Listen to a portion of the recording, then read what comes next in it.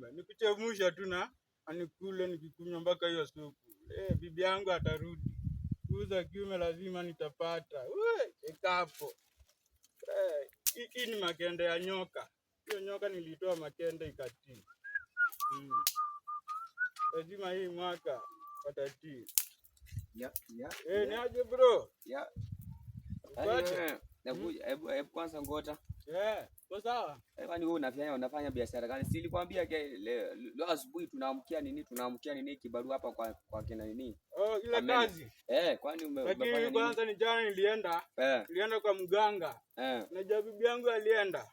Nilisikia hivyo. Sasa mambo ya bibi yangu alienda juu sina nguvu za kiume. Alisema mechi siwezi vizuri. So nilienda kwa mganga. Manio hakuna kitu unatoa. So nilienda kwa mganga. Huyo mganga akaniambia nenda nitafute nyoka. Nitoe hiyo nyoka hiyo makende nikuje nichemushe nikunywa. Nguvu itarudi. Wewe na umenistua kwani mganga ni wa Dubai ama ni wa huyo?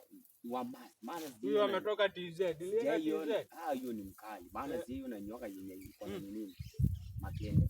Unajua nyoka iko na makende. Hujawahi shika. Ushaishika nyoka wewe? Nyoka nimepatana na ngapi? Uliona hiyo ulijuaje ina makende? Kai ni makende ya nyoka.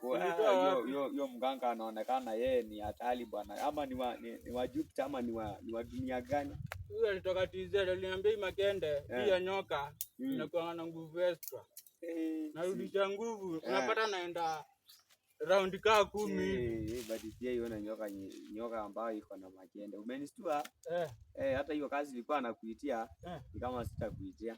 Wewe umenishangaza. Kwanza nirudishe nguvu. Siwezi kaa bila bibi. Wewe endelea kungangana. Bibi hawezi niacha. Hiyo nyoka iko na makende hiyo. Umenistua? Nini nilitoa hiyo makende hiyo nyoka wewe? Ujui wewe. Unasema ati tulienda